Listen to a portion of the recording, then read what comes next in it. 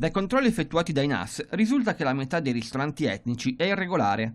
I carabinieri hanno svolto accertamenti su ristoranti etnici e depositi di alimenti provenienti dall'estero, accertando irregolarità in 242 strutture, quasi la metà dei locali ispezionati, il 48%. Il problema si riscontra soprattutto nel settore della ristorazione, specie negli all you can eat. Trovati cibi scaduti, scongelati e ricongelati, mancato rispetto delle norme igieniche, etichette incomprensibili, importazioni vietate. Chiuse o sospese 22 attività e riscontrate 477 violazioni di legge. Irregolarità anche nel 41% dei controlli a grossisti e depositi di alimenti etnici. Sequestrate 128 tonnellate di prodotti ittici, carne e vegetali per irregolarità e non idonee al consumo perché prevalentemente privi di tracciabilità ed in cattivo stato di conservazione, per un valore di 232.000 euro. Oltre ad inquinare i mari e creare problemi per l'ambiente, la plastica entra anche nella dieta degli esseri umani. Secondo uno studio dell'Università di Newcastle a nord di Sydney e commissionato dal WWF, si ingeriscono fino a 2000 minuscoli frammenti di plastica per settimana, che corrispondono a circa 5 grammi.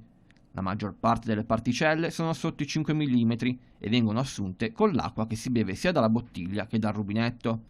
Secondo il WWF, i risultati della ricerca sono parziali, dal momento che la contaminazione con plastica di alimenti base come latte, riso, grano, mais, pane, pasta e oli non è stata ancora studiata.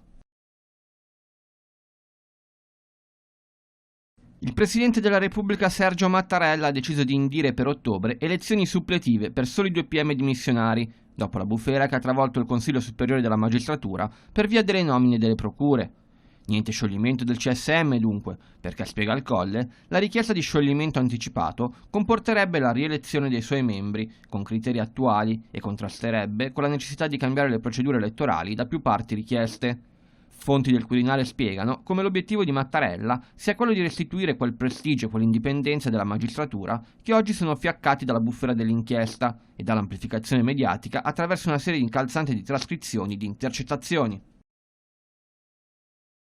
L'estate sta per iniziare e per gli italiani è tempo di programmare le vacanze. Nella classifica stilata da TripAdvisor per le mete preferite nelle vacanze estive, l'isola d'Elba rimane al primo posto tra i luoghi preferiti d'Italia, mentre Creta balza al primo posto tra le preferenze internazionali. Rispetto al 2018, i dati calcolati dicono che un italiano su 3 aumenterà il proprio budget da spendere rispetto all'anno precedente. Non solo aumenta la spesa, ma aumenta anche la durata. Più di un quarto delle persone che hanno effettuato ricerche di prenotazione per le proprie ferie hanno aumentato il periodo di soggiorno. I temi della responsabilità ambientale e dello sviluppo sostenibile hanno riscosso una crescente attenzione mediatica negli ultimi 12 mesi e il loro impatto si è fatto sentire anche nel mondo dei viaggi. Infatti, più di un italiano su 4 ha infatti dichiarato che quest'anno presterà maggiore attenzione al proprio impatto ambientale durante le vacanze estive rispetto allo scorso anno. Le prime 3 mete italiane che hanno riscosso maggior successo in questa ricerca sono l'isola d'Elba, Rimini e Riccione, mentre a livello internazionale troviamo ai primi 3 posti le isole di Creta, Maiorca e Santorini.